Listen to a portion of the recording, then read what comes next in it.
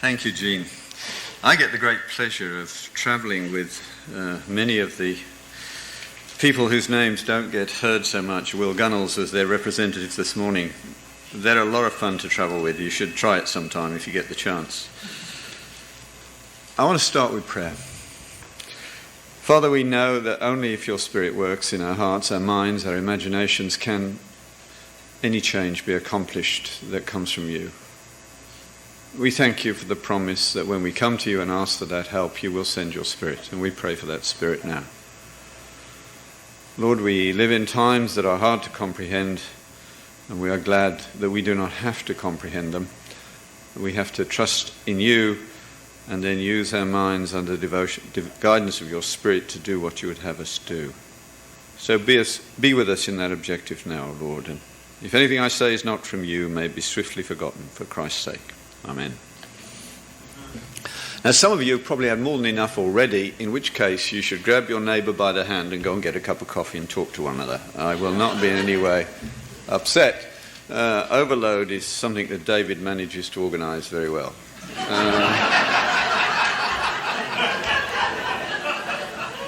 That's unfair, you know. I have greatly enjoyed my interesting relationship with David Stevens over the years, since I first called him an intellectual barbarian. I didn't, that's what he called himself. I called him an intelligent barbarian, which was an accurate description. A brighter man have I rarely met, and one whose education was neglected came in the same category. Which is why we run Augustine College. And this year the 2 medical students we had were a joy. One of your brightest students from Southwestern described the whole experience as being a theological and intellectual makeover. The best thing that had happened to her in the whole of her secondary education. We take your children from an 80% probability of losing faith to an 80% probability of keeping it. The whole concept of the history of ideas was what brought me back into contact with Christian students some 20 years ago now, when a student knocked on my door and said, "I heard you talk about losing faith in medical school, will you help us?" And I said, "Yes, I'll do 4 weeks," and I've never stopped since. The appalling part of what I discovered in the next few months was how ignorant they were. Highly intelligent kids whose education had been neglected, largely because, like many of you, you focused on medicine from grade 8 onwards. And consequently, education becomes narrower and narrower, knowing, as we classically say, more and more about less and less. Grand rounds in many of the academic places now is entirely gene speak, with most people going to sleep. So that's why I do what I do. And amazingly, the guys gave me 4 talks this time, which gives me a little time. The first one, for those who were there, was how we got to here in terms of history. The second was dealing with an outcome of that, how we misunderstand rights of conscience and what we need to do in distinguishing between thought and feeling. This one is to talk more about culture and development. This has had a major impact in the life of both my wife and myself. Earlier in my career, before I became active as a Christian, one of my prime interests was severely malnourished children, 10-pound 2-year-olds. And I went to the Caribbean in the 80s, 70s actually. I keep trying to make myself younger than I actually am. And was privileged to be part of the group that solved the science in the 70s, so that we went to the point where we went through 100 10-pound 2-year-olds and saved every one. And the protocols were fairly simple, but they were counterintuitive as it happened. They're not what any good-hearted person would do, but they worked. They are not yet being carried out in most medical mission settings that I know of. And it's had no impact whatsoever on the prevalence of malnutrition in Africa since the 1970s. Here we are, 20 years after the science was cracked, with no evidence that it made any difference. That is what took me to Africa, the question of why that was so. So I'm going to talk about development, material, intellectual, and spiritual. We need to think about it in all three categories. Because what I had to learn about malnutrition was that actually it's not a nutritional disorder. It's a cultural and spiritual disorder. Because all that we do in the area of technique, technology, medicine, science has underpinnings. And if those foundations are not there, it doesn't work. Now, I'm sure David could take you in Kenya, as I could in Zaire, to dozens of mills given to villages to stop women spending 8 hours a day pounding maize. They rarely have a life expectancy of more than a couple of years. Why? You give a Toyota to an African who inhabits a pagan understanding of the world, and it will not last a fraction of the time that it will if you give it to a missionary. It's not intelligence, it's culture. And what I had to learn about malnourished children is that to the people I was trying to teach nutrition education, it was incomprehensible. Because for them, when a child became malnourished, it was because an evil spirit had taken away the child's appetite. Now, if that is the true description of what's happening, then the rational, fundamental approach to the problem is to deal with the evil spirit, which is what they tried to do by the means that they had available. And that's where their money went. And the child died of malnutrition. I even had nurses that I'd trained have their children die. That was an insult at one level. So I asked the question, why did your child die? And the answer, of course, was that he wouldn't tell me. He looked at the ground, which told me he was going to give me the answer he knew I wanted and not what he believed, and he said we didn't feed him properly. So I sent my supervisor. I said, I want to know what he really believes. And he came back and said, well, an evil spirit took away the child's appetite, and he'd spent the money on the witch doctor. How do you enter that world? I thought, well, this is easy. I said to him, if I had fed your child, he would have got better. He said, yes, but you have a stronger spirit. Isn't that an amazing response? Not one that we would ever make. I've had witch doctors say to me, I can't touch you because you have a stronger spirit. They see the world from an entirely different position. There are only half a dozen great stories that will support great cultural empires, so to speak. The biggest one of all is not Christianity, it's paganism. That in the history of the world has reared the biggest empires overall, not in the political sense, but in the cultural sense. Christianity is the greatest story, but the biggest one was animistic paganism. And if you think about it, if you're a missionary in particular, certainly in many parts of the world, animistic paganism explains the existential problems of life better than Christianity does. Your children die, apparently at random. Many of them do not reach maturity. Your crops fail, apparently at random. You have the worst governments in the world. How much evidence for a God of love is there in that story? Not very much. It takes a great deal of faith to believe in a God of love if that is your experience of the world. But what about evil spirits? They make perfect sense. They explain everything. And we all need a story that explains our lives. And if we don't have it, we start committing suicide. Which is why suicide is increasing in America more than it is elsewhere, because you've chosen a story that doesn't explain. You don't ask the big questions anymore. You watch Seinfeld, that tries to pretend there are no big questions. But of course they are. Everybody has to answer the questions. Where did I come from? Why am I here? Where am I going? How do I come to terms with mortality, especially my own?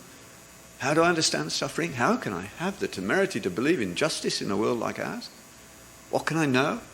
What ought I to believe? You ought to believe some things. You have to believe something, whether you like it or not. What ought I to do? Those questions are fundamental. And the big stories answer it. So paganism has its answers, but it will only support a village and a tribe. It won't run a nation. Now, after that, there are the Eastern and Western stories. The Western ones are really three, and two heresies. The big ones, of course, the big one is Judaism.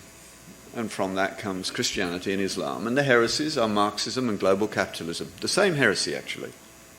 Global capitalism will be a disaster in any nation that does not have Adam Smith's beliefs as opposed to his economics. Adam Smith believed in the fall and the sinfulness of man. We are beginning to pretend that doesn't exist in our education system, right? Children must be affirmed. They must not be forced to face the truth about who they are. The exact opposite of what our Lord would say. He'd say, start with blessed are the poor in spirit, blessed are those who face the truth about themselves. So when the education system goes wrong, the whole thing is going to start collapsing, which is what is happening at the moment. Certainly after my generation of professors, it is going to be hard to find the kinds of guys I had for colleagues when we set up Augustine College. In fact, we cannot replace them. David Jeffrey spoke 9 languages. Several of the others spoke 5. I was the dummy. That's where we're going. Technical expertise replacing real learning. And the church, which was the source of real learning, has to get back on track if we're going to make progress. We are going to rule the world, but are we prepared? Could we do the job? The Jews understood this a long while ago. That's why a minority of Jews who get themselves properly educated run America, as they should, because they've done the work to make themselves competent. You read someone like, well, there's multiple ones you could choose, but you go through Harvard. 100 years ago, there were very few Jews because of American educational anti-Semitism. Now they dominate the place. Lewontin is probably my favorite example. There's a Marxist-orientated neurobiologist, developmental biologist, who nevertheless acknowledges that scientism is a faith and writes for the New York Times regularly, and is worth reading because he makes you think about the problems from their point of view. And we need to do that. In the East, of course, you have Hinduism and Buddhism as the 2 major ones and multiple offshoots. Now, the difference between East and West is fairly simple at one level. In the East, God and nature are coextensive. So a wise man seeking to understand the world starts with what he knows best, himself. So meditation is the way forward, the inward journey. The West, for a long while, had the story of the fall at its heart. And so it had some skepticism about the capacity to go inwards. And it had a reason for studying God's world. It's not surprising that science as we know it developed best in that environment. The Jews in particular had a story which from the beginning made that a possibility. I wonder how many of you, I'll see some of your hands, but raise your hands if you can tell me the 2 things in Genesis 1 which do not receive the accolade from God, and it was good, individually. The whole creation does. But 2 things don't get an individual accolade. Have you ever noticed what they are? Raise your hands if you have. I see a single hand going up. Isn't that amazing? And you've all read Genesis 1 dozens of times. So had I. And who pointed that out to me? A Christian? No. Leon Cass, who Bush chose as his head of his ethics council, and has written a wonderful book called Reading Genesis for Wisdom, one of the best books I've read in the recent past. But the things that don't get it are the heavens and us. And there's good reason for us. He knew what was going to happen. And the heavens, well, the Jews think he did that because he wanted them to understand that unlike all the tribes around them, the heavens were just one of my creations. They are not sacred. There, think the Jews, was where the possibility of science, which was not sacrilege, could begin. If all the tribes around them thought of creation as coming from some kind of cosmological sex, that made creation sacred. So science would be sacrilege, taking creation apart to understand it. But right there at the beginning of Jewish history, that wasn't the case. The possibility of science was there. Now, God kept the Jews from doing science for a good many centuries. They didn't do science. They were not involved in that story.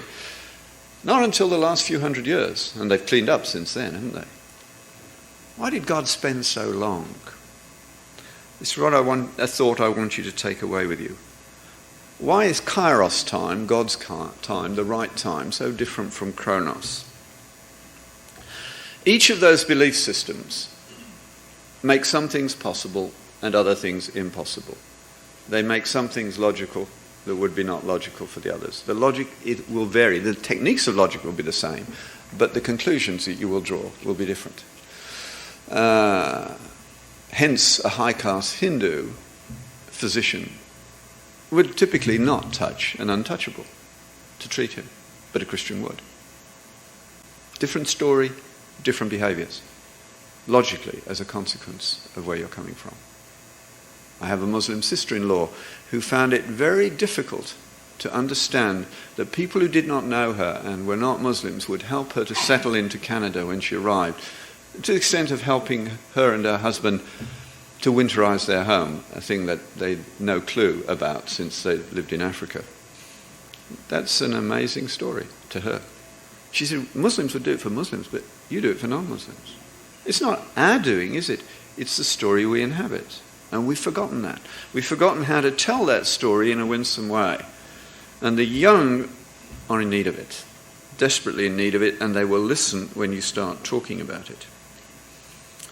The differences between cultures are usually described nowadays, sometimes in religious terms, but more often in political terms, to lay a guilt trip on the West for colonialism.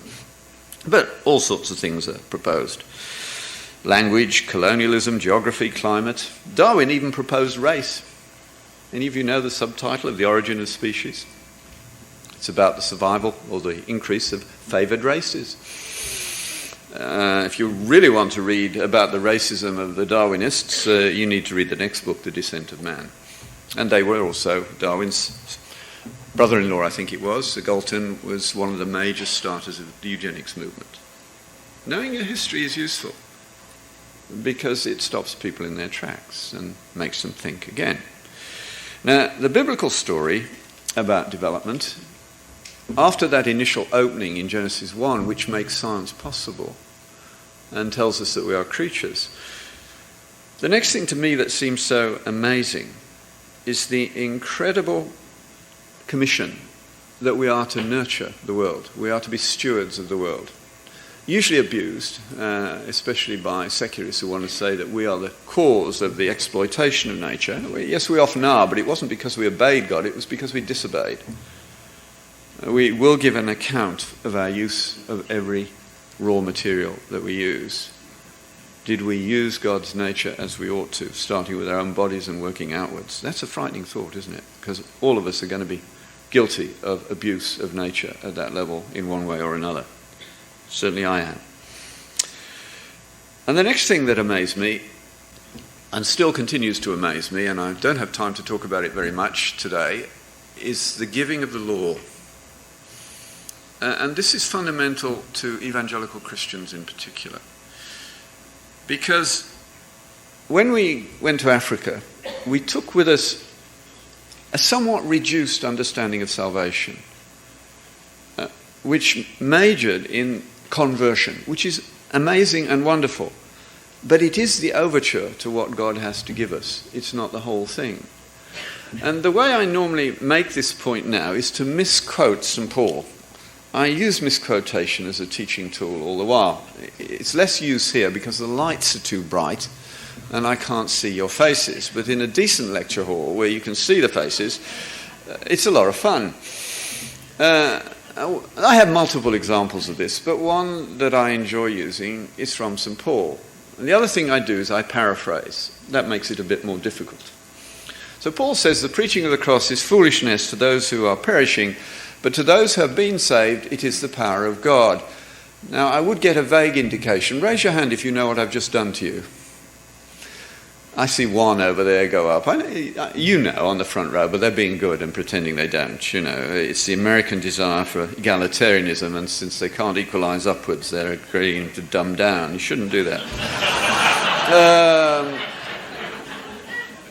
But do you want a second try? Paul says the preaching of the cross is foolishness to those who are perishing, but to those who have been saved, it is the power of God. Now, what I have done to you is I've changed the tense of one verb.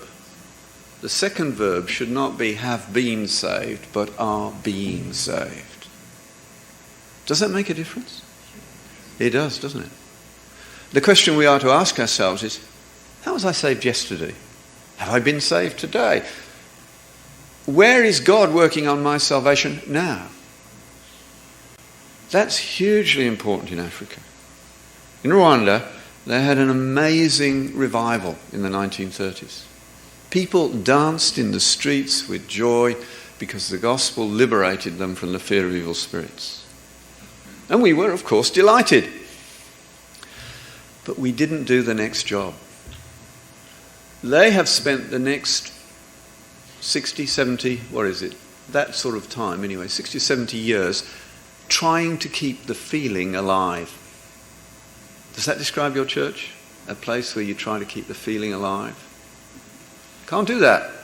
That's not the human thing to do. Paul doesn't do anything about keeping the feeling alive. I can even get away with this in an Episcopal church. I'll say, why did Paul write the epistles? No response. They've not a clue.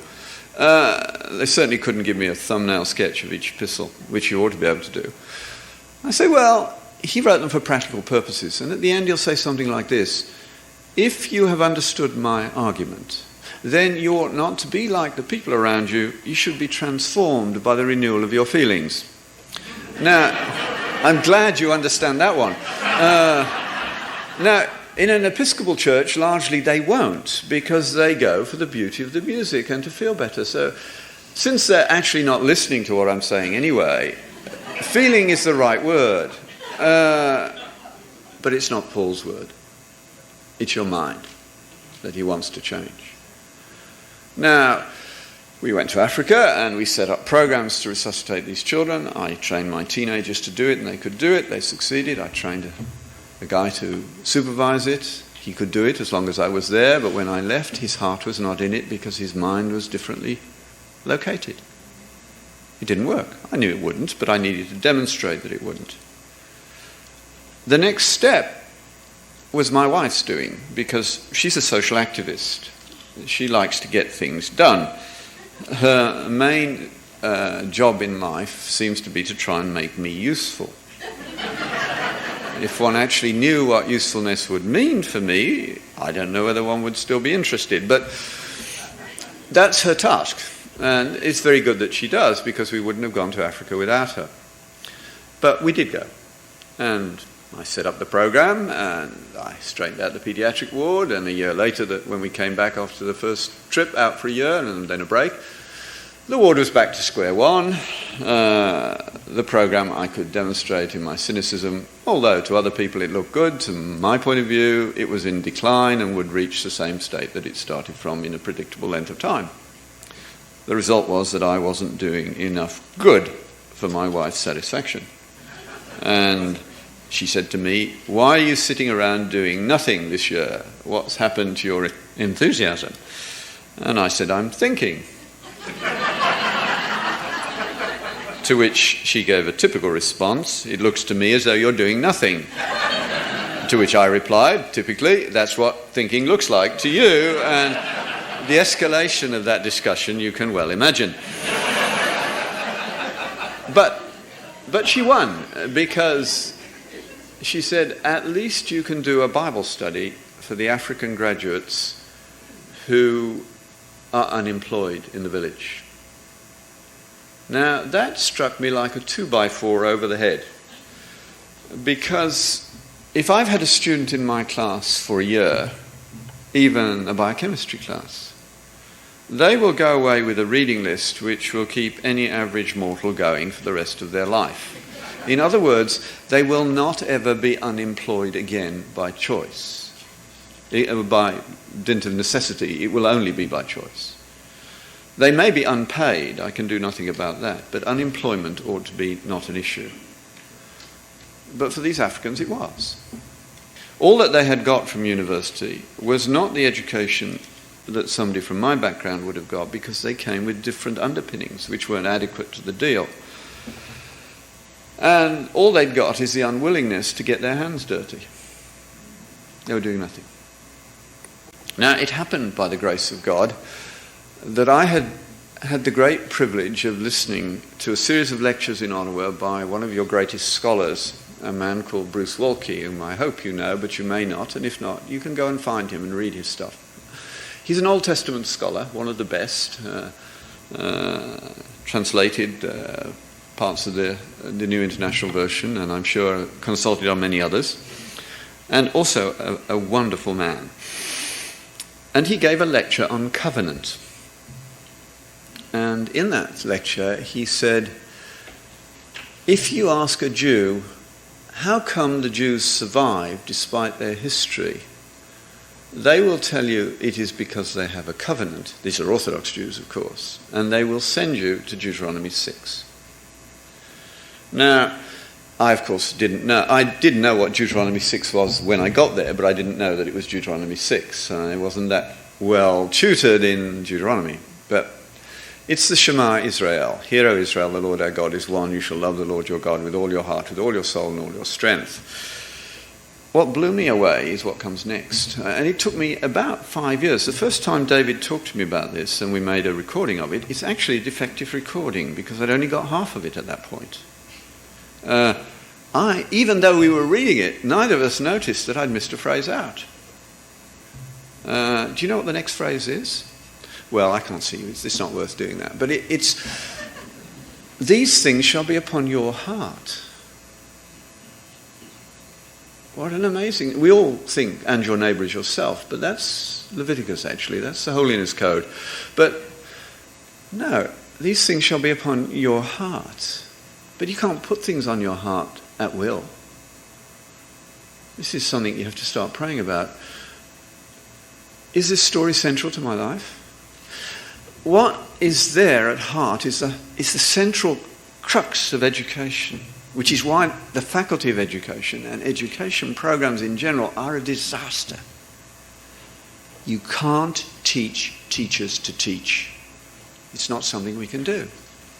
Deuteronomy is teaching that. These things must be upon your heart, and you must teach them diligently to your children. Here are two passions. You can't teach passion. It's a gift. The Faculty of Education is a failure because it tries to do something that's impossible. You will not find anybody who will say to you, the Faculty of Education taught me things which were of fundamental importance for the rest of my life. They made me into teachers. No. What did was the exposure to children. But even that's not enough. Most of your teachers love children but don't love learning, which is why the kids don't learn very much. Some of your teachers love learning but don't love children. That's why your kids don't like that teacher and fear that teacher, but they will learn some French, some mathematics, some whatever. Just occasionally, you meet a teacher who loves children and loves learning. And that is what it's all about. That is why homeschooling is so successful. Because it's got one love for certain, the love of the child. And if you love the child and want them to learn, you're going to love learning yourself. It works dramatically. My favourite example of this is to sell in a book by an American author, which many of you have not read, and I've been trying for years, and having some success, although I see there's still no Wendell Berry in the CMDA bookshop. Or at least if there was, they'd all gone by the time I went and did my routine check. And found a book by Borgman that I'd been trying to get and didn't know that it was there, so I bought it. There's one left on technology. How that got there, I don't know, but it's a lovely book. It stuck out like a sore thumb to me. But Wendell Berry would have a Nobel Prize for literature if he wasn't a Christian. And he's written a beautiful set of historical novels about an imagined community in Kentucky over the whole of the last century. The first one is a beautiful love story between a farmer and a school teacher. The farmer is a man called Ptolemy, and he can describe him in one sentence in a way that you immediately see. He says, Ptolemy was a big man whose clothes looked as though they had been taken by surprise 20 minutes after he put them on. You've got the man in your head immediately. A wonderful guy.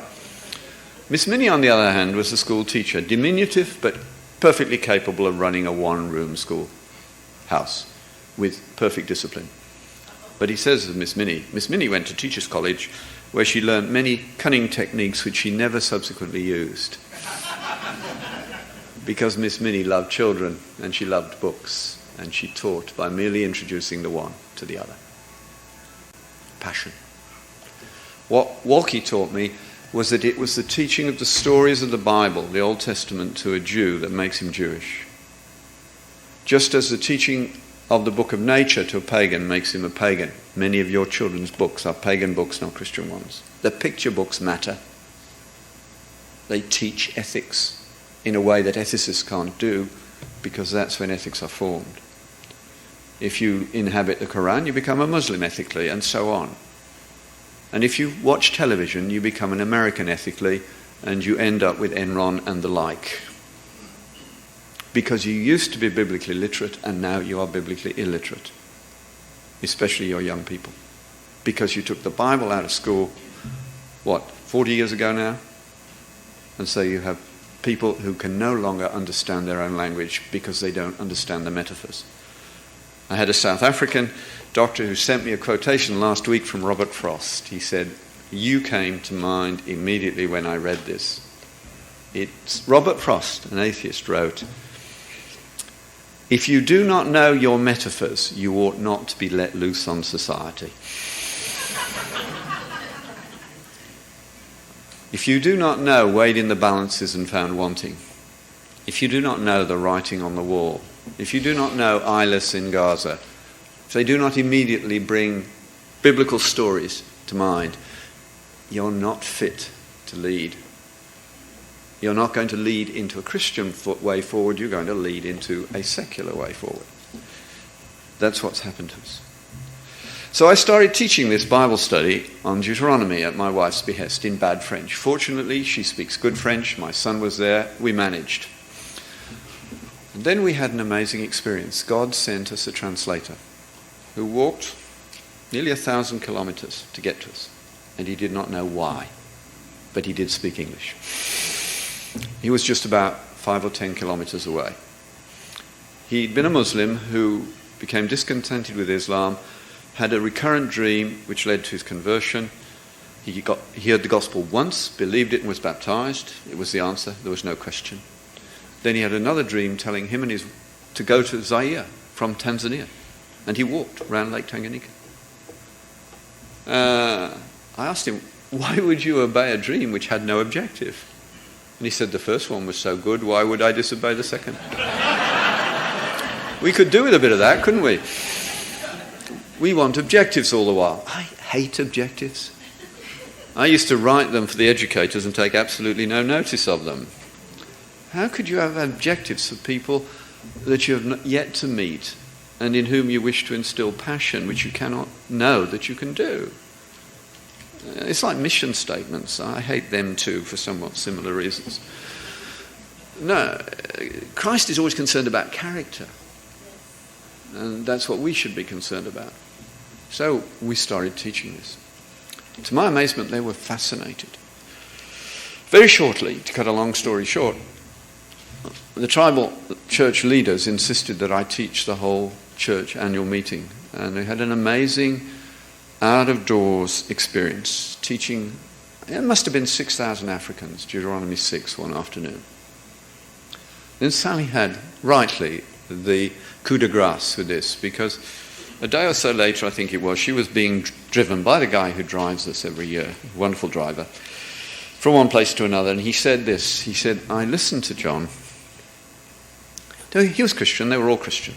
And of course, what I was teaching them was the Jewish thing that it's the father's job to teach the stories of the Bible to his children in his voice by the age of 7. That's where they get their ethics and their behavioral patterns from, their character. But these Africans don't eat with their children. Never with the girls, and with the boys only after puberty. But I could try and teach them nutrition education, went nowhere, but with this I could say, thus saith the Lord. The Lord says, you must teach your children. So he'd gone home and for the first time had a meal with his children. And he said, I noticed that one of my children was a slow eater, so I gave him his own plate. That's malnutrition over in one afternoon of the teaching of Deuteronomy 6. You see, they eat from a common pot. So the little runt never gets the fair share. He's doomed. We have lots of pictures. But once Deuteronomy entered, that changed. We have neglected the care of the souls of our children. And it has entered the church too. And it's entering our organizations as well. We think in post-endowment categories. What are the measures of success? If they are entirely quantitative, then the enemy has got an outpost in your head. David rightly said the most important thing is the transformation of lives. There are no units of transformation except people, are there? And that's the bottom line. You see, the church at the end of the year tends to look at the budget, the number of people who came along, etc., all the things you can measure. That's wrong. That's going from quality to quantity. And haven't you noticed that all the things that matter most to everyone in the world cannot be quantified? Love, truth, justice, honor, mercy, fidelity, you name them. They have no material existence. Does that mean they're not real? Just the opposite. You can live, most Americans could live for a year or two without food, but you can't live without love. No. It's these things that we're short of, and this is what we need to concentrate on. The missionaries went there and saw the problems in quantitative terms and started transferring or attempting to transfer techniques. It doesn't work. And it's been a disaster even within the church, because the less than good members of the church began to realize that the development arm of the church had the money. So very shortly, they drive a Toyota and the bishop has a bicycle. What message does that send to the Africans about what is important? It's the wrong message, isn't it? No, the bottom line is, how do we create virtue if development is to happen? What are God's methods for the creation of virtue? And they are generational. You do not become good the day after you're converted, do you? Can any of you raise your hand and say, I wish all the Christians in my workplace would be more explicit about their faith? Are there not some Christians in your workplace who you wish would be a lot more silent about their faith? Because the quality of their work is not a good witness? Who would you choose for your accountant if you needed a new accountant, and when you got to the bottom of the list you had the two choices, equally qualified? One, a wondrously recently converted charismatic who had a problem with gambling, and the second, a third-generation Mennonite who's lost his faith. If you don't choose the Mennonite, you're a fool, because he will live in Mennonite ways. He will statistically be highly likely to be trustworthy. Because in exactly the same way, do you not have many colleagues whose work is excellent and whom you trust completely, who claim to have no beliefs or no active ones? The pre-evangelism question for them is something like this. Once a year, take the opportunity to say, I enjoy working with you. When I refer patients, they're treated well. I get good notes to keep me in contact. Thank you. Where does that come from? It's not common these days. And because they're that sort of person, they'll stop and they'll say, well, actually not from me. I guess I was brought up that way. And then you can pursue that story. I guarantee that in most cases, within a generation or two, you will find a deep religious commitment to Christianity or Judaism. That's pre-evangelism. That can help you to work. Now, it's now flashing at 2:25. Does that mean anything? I have no idea where we are, in other words. I've got 5 minutes, that's all. Oh dear. What happened with the endarkenment is, because it was so successful, faith was privatized and public arena became dominated by physical facts. And that's happened to the church as well. We've got to go back to bring into the general environment what we have privatized. That's going to be the last talk today, so it's okay, because the last talk of my 4 is about the end of secularism. There is good news on the horizon. But what we need to recognize at this stage, and by the way, if you want that bit of the talk more expanded and applied to America, it's in the talk called Why Are There No Hittites on the Streets of New York? But here's some talking points for you that you might want to write down, some of you. They're taken from Arnold Toynbee and his view of what was going to happen to our culture. In fact, his interest was the history of the decline of cultures. At the end of his life, he wrote a book called An Historian Looks at Religion. And he'd studied well over 20 cultures in the history of the world that had come and gone. And he ended up with a list of 6 things which were the indicators of a culture on the terminal skids. And none of these 6 things are quantifiable. That's a message in itself, isn't it? Let me give you the 6. You can write them down and use them as things to talk to your colleagues about in the next week or two. This is so secular, they won't even realize where you're taking them. Just give them a list and say, do you think this is true? Is this what causes cultures to decline and disappear? That's what this man thought. The first is loss of moral consensus. A society cannot operate effectively if there is no agreement on the nature of good and evil. We do not have that agreement. That's why the best of the philosophers, people like MacIntyre, tell you that an ethicist cannot tell you what to do unless he knows what you believe or what the patient believes. There is no one-size-fits-all approach to ethics.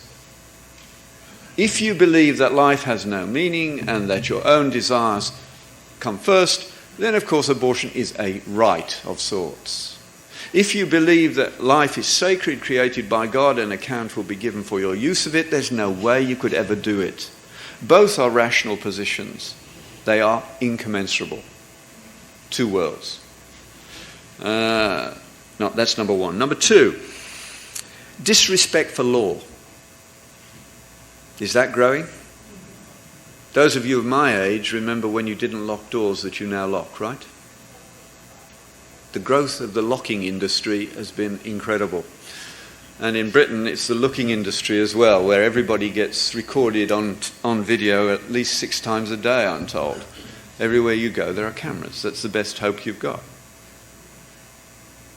Number 3, retreat into private worlds. Just think of the problems of drugs and alcohol. It's private worlds. Number 4, self-hatred.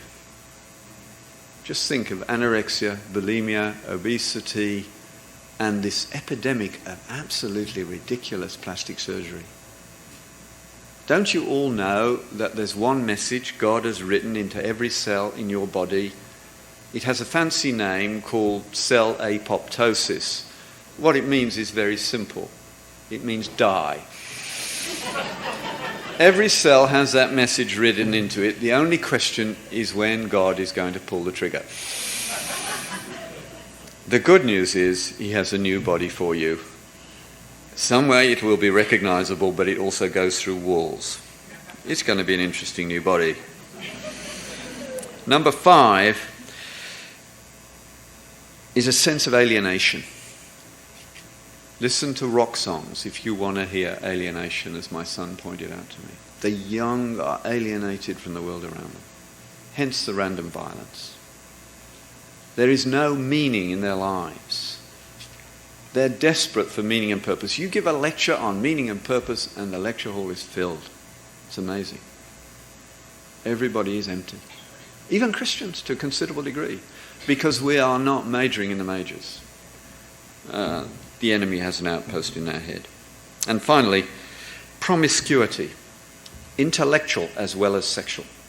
Now, the sexual one you all know about. It's been the big disease revolution of my lifetime. When I was a cynic in medical school, I knew that knowledge of 2 or at the most 3 sexually transmitted diseases would ensure that I did not fail finals in that area.